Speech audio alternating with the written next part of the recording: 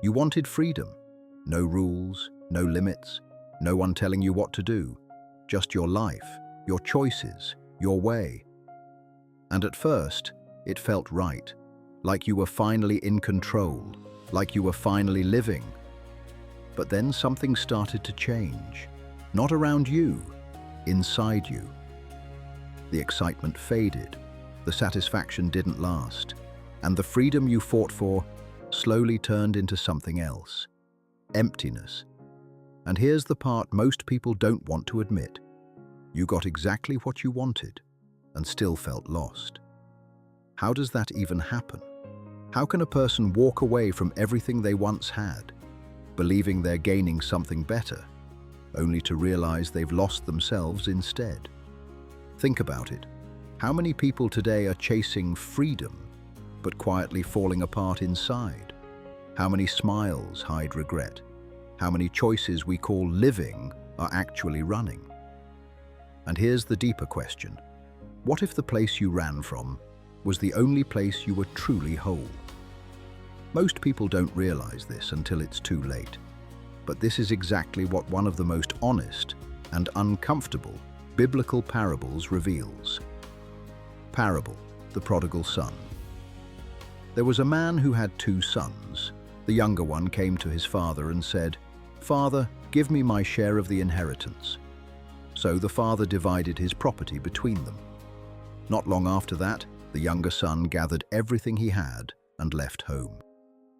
He traveled to a distant country, far from his father's house. There he began to live freely. He spent everything he had on reckless living.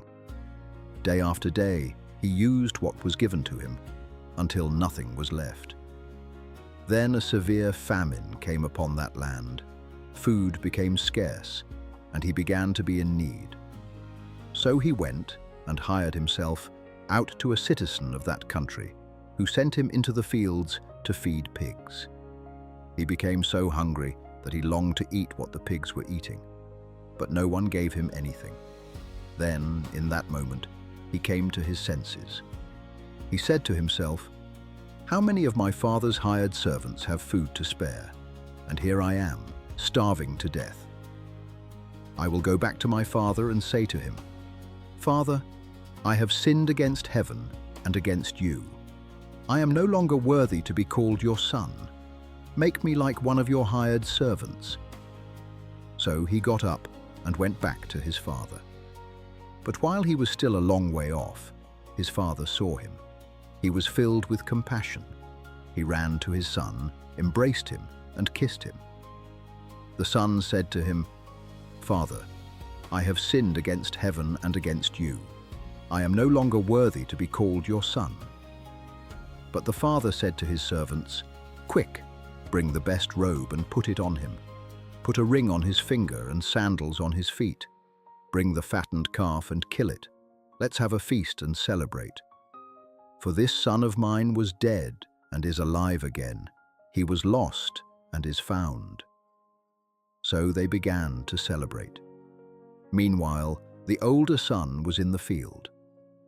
When he came near the house, he heard music and dancing. So he called one of the servants and asked what was happening. 'Your brother has come home,' the servant said, 'and your father has killed the fattened calf because he has him back safe and sound.' The older brother became angry and refused to go in. So his father came out and pleaded with him. But he answered his father, 'All these years I've been serving you and never disobeyed your orders. Yet you never gave me even a young goat so I could celebrate with my friends. But when this son of yours comes back, after wasting your property, you kill the fattened calf for him.' 'My son,' the father said, 'you are always with me, and everything I have is yours.' But we had to celebrate and be glad, because this brother of yours was dead and is alive again. He was lost and is found." Jesus shows that a person can walk away from the Father seeking freedom, yet only find life again when they return to him. 1. In the parable, the younger son asks for his inheritance while his father is still alive. Jesus shows something shocking here.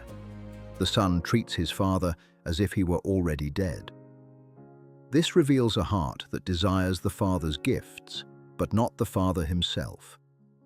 Jesus is speaking to those who want blessings, freedom, and life, but without relationship or authority. In real life, this looks very familiar. People want peace, success, love, purpose, but without surrender, without boundaries, without God's direction. And at first, it feels like independence. But deep inside, something begins to disconnect. Because when a person separates the gift from the giver, they slowly lose both. 2. Jesus shows that the son leaves for a distant country. This is not just a physical place, it represents distance from the Father. The point is not geography, but separation. Jesus is teaching that the real danger is not where you go, but how far your heart moves away from God. Today, this happens quietly. A person doesn't wake up one day completely lost. It starts small, less attention, less prayer, less awareness. Priorities shift, values blur, and over time, the heart drifts. On the outside, life may look normal, but inside, there is distance. And most people don't even notice how far they've gone until they feel empty. 3. In the parable, the son wastes everything on reckless living. Jesus is not just describing bad behavior, he is revealing a pattern. When a person disconnects from the Father, they begin to misuse what was given to them. The problem is not the resources, it's the direction. In life, this is how many people lose themselves. Time, energy, relationships, opportunities, all are spent without purpose. Not always in obvious sin, but often in distraction, impulsive choices, or chasing temporary satisfaction. And here's the truth most people avoid. It's not that we didn't have enough, it's that we didn't use it wisely. 4. Jesus shows that after the son loses everything, a famine comes. This is not sluchinist, it reveals a deeper truth. When the son had resources, he didn't feel the consequences of his choices. But once everything was gone, reality became unavoidable. Jesus is teaching that separation from the Father eventually leads to emptiness that no external thing can fill. In life, people often don't feel the posledstwie srazu.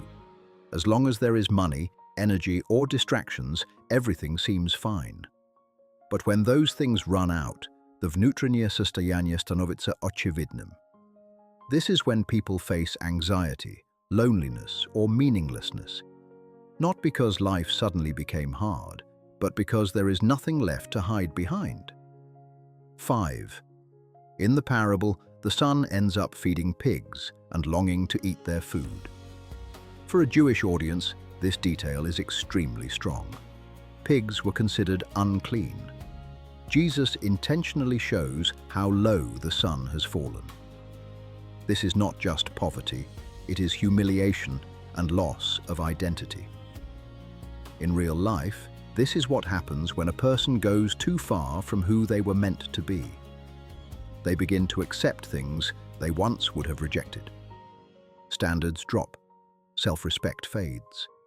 And the most painful part, they start believing this is all they deserve. Most people don't notice this change happening because it happens step by step. 6. Jesus says he came to his senses. This is a turning point. No one forced him. No miracle suddenly changed everything. It began inside him. Jesus shows that repentance starts with awareness, seeing reality clearly without excuses. Today, this is one of the hardest things for people. It's easier to blame others, circumstances, or the past.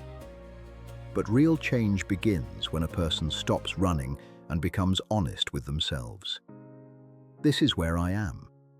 That moment is uncomfortable, but it is also powerful. Because until a person sees clearly, they cannot return. 7. In the parable, the son decides to return, but not as a son. He plans to come back as a servant, Jesus shows that he no longer sees himself as worthy of relationship. Shame has changed his identity. In life, this is very real. When people fail, they don't just regret what they did. They begin to redefine who they are. I'm not worthy. I've gone too far. I can't go back. Shame convinces a person that restoration is impossible. And this is where many people stop, not because there is no way back, but because they no longer believe they belong. 8. Jesus shows that while the Son is still far away, the Father sees him and runs to him. In that culture, a father did not run. It was undignified. But Jesus intentionally describes this to reveal the heart of God. The Father is not distant or indifferent. He is watching, waiting, and ready to restore, even before the Son arrives. In life, many people believe they must fix themselves before coming back. They think they need to become better first. But this is not what Jesus shows. The movement toward restoration begins the moment a person turns back. And often, before they even reach the right place, grace is already running toward them. 9. In the parable, the Son begins his prepared speech, confessing his sin and unworthiness. But the Father interrupts him and does not let him finish. Jesus shows that restoration is not based on how perfectly someone apologizes, but on the Father's willingness to receive. In real life, people often feel they need the perfect words, the perfect moment, or the perfect version of themselves to come back. But this becomes another delay. The truth is, honesty is enough. Not perfection, not performance, just a real return. And many people stay stuck simply because they overcomplicate what Jesus made simple. 10. Jesus shows that the Father restores the Son publicly: robe, ring, sandals, and a feast. These are not random details. They represent identity, authority, and belonging. The Son is not accepted as a servant. He is fully restored as a son. In life, this challenges how people see themselves after failure. Many believe they can come back, but only partially. They accept forgiveness, but not restoration. They live as if they are less than what they once were. But Jesus shows something radical. The Father does not restore halfway. What was lost is not just forgiven, it is renewed. 11. In the parable, the older brother becomes angry and refuses to enter the celebration. Jesus includes this to speak to those who never left outwardly, but whose hearts are still distant. The older brother stayed physically close, but emotionally disconnected. In life, this is just as real. A person can do the right things, stay disciplined, appear faithful, and still carry resentment, comparison, or pride inside. They struggle to accept grace for others because they themselves live in a mindset of earning. And this reveals something deep. Distance from the Father is not only about leaving. Sometimes it's about staying without understanding his heart. You wanted freedom, and maybe you got it. No one stopped you. No one controlled you. You made your own choices. But somewhere along the way, you started losing something you didn't even realize was holding you together. Peace, identity, direction. And here's the truth. Most people don't want to face.